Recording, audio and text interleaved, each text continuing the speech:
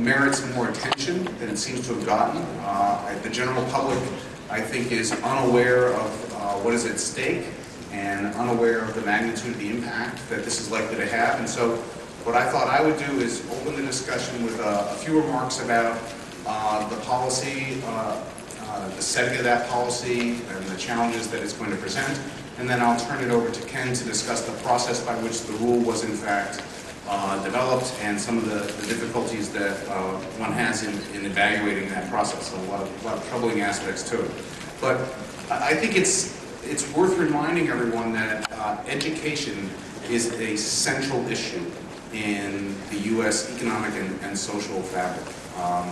There is simply no disguising the fact that if you look at the much ballyhooed widening of the wage distribution, the kinds of labor market inequalities that get so much attention, the dividing line between success and failure in the United States is education.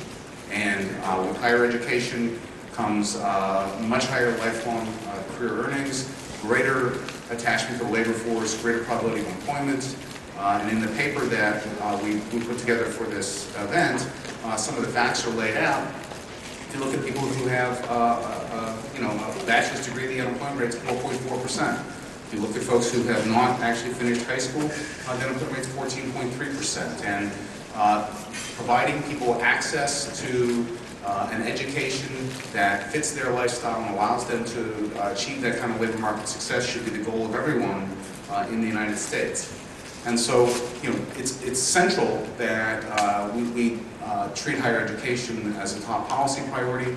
It's also equally central that we be cognizant of the impacts that regulation have on the U.S. economy. And I think the avalanche of regulations that have come out of Washington in the past couple of years is beginning to be appreciated, but is actually a central issue for the performance of the economy. In 2010, there were a record number of Federal Register pages published. I was in the Bush administration when we created the Department of Homeland Security and issued so many security-related regulations, I thought that record would never be topped. And I find it staggering that those Federal Register pages occurred in 2010, prior to, in fact, some of the most ballyhooed regulatory initiatives of this administration. So for us to ignore the regulatory impacts is to do so at our peril. I think they are in fact having a big impact on the economy. This rule is going to have substantial impacts and already has. As we laid out in the paper, the rule is going to cause some students to have to transfer. That's a costly process. They're going to have to reapply to new schools to continue their educational trajectory, and that's going to cost them something that looks like $170 million. The revenues for the for-profit sector are going to decline to something that's going to be on the order of $300 million, a very non-trivial impact. And since the beginning of the rulemaking process, the capital value, the equity value of those for-profit entities has fallen by about $5 billion. This had a straightforward and transparent impact on the profitability of that sector, and that loss of profitability is going to be distributed widely through the economy. The Chamber of Commerce estimates it's going to cost 100,000 jobs, and certainly it's easy to document that about $200,000 worth of, or 200,000 hours worth of employee time is going to be needed to simply comply with the paperwork associated with the rule. So this is a costly rule, and those costs are already being borne by the economy. It's happened, $5 billion in capital losses already. Going forward, we are going to see students not have access to the higher education that they would otherwise get. That will impede their labor market careers, and it's going to hit what I believe to be the most vulnerable and most troubling part of our labor market at the moment. It's not well appreciated that the wage losses in this past recession and weak recovery exceed all the cumulative wage losses since the Great Depression. This recession visited a bigger loss in income on the labor force than all the other recessions combined. A lot of that was visited on exactly this population, the young workers ages 21 to 35.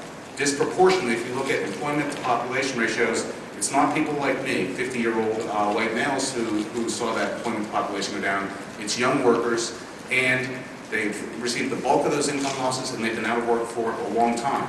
They are the part of our population who needs the most help in getting the skills to get back into successful career trajectories, and this happens at exactly the wrong time with exactly the wrong incentives to permit that. So I'm delighted to be here today to have a discussion about this. I think it's a dramatically bad policy step at exactly the wrong moment, and that would be in and of itself troubling enough if it wasn't associated with a process of development that is equally troubling. And to discuss that, I'm going to turn the podium over to Ken Bohm, who has a few remarks on that topic. I'm Ken Bohm with the National Legal and Policy Center. We're an ethics group. We focus on issues of transparency and accountability.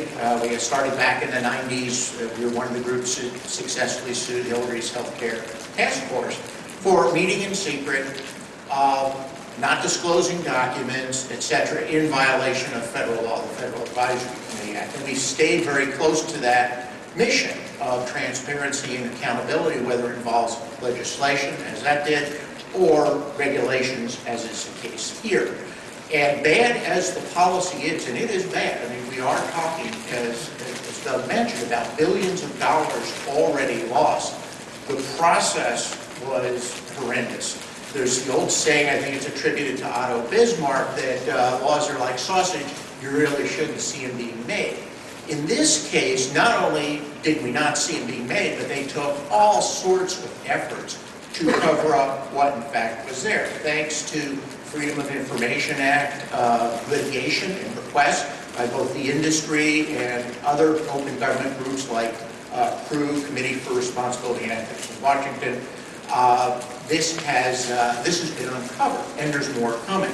But the big picture is you have a forced GAO investigation, one that had to be largely recalled. You had a billionaire short seller testifying before Senator Harkin's committee about why this was good policy, and oh, by the way, he had no background in education. He was just betting a fortune that he could, with the help of the federal government and a regulation, depress the value of the stocks of 13 or so corporations that provide these educational services. And by the way, it looks like he may have succeeded. When we get into these issues of process, it's hard to imagine not only a more unethical process, but it's, I think the Latin phrase is sui generis, it's a one of a kind.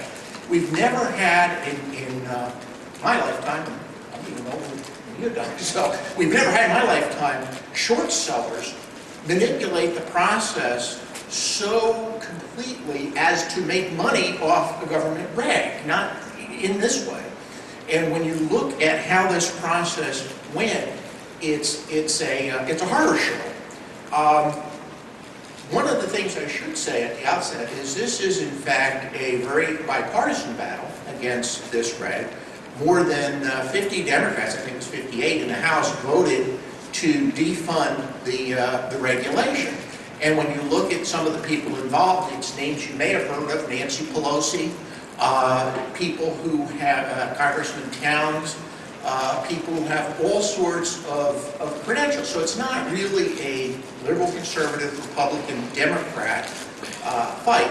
It's a fight for, on the one level, openness and accountability as to how we make our regulations, and on another level, and this is where the policy issues come in, people who, for the most part, the demographic of people who get federal loans for for-profit schools, these are trade, vocational schools, career schools, generally are people who are first in their family to go to college, single moms, single dads, people who come back from the military. These are the people trying to get their foot on the bottom rung. What this reg would do is yank the rug right from underneath them, not for anything they did, but in one instance, for example, they talk about what the default rate was for a particular school, and who defaulted on, what percentage of students who graduated defaulted on their loans. Well, excuse me, but if you're using a base year, a year when unemployment is absolutely sky high, over 9% or 16, 17%, if you talk about real unemployment, that's like playing cards with a stacked deck. Automatically, it puts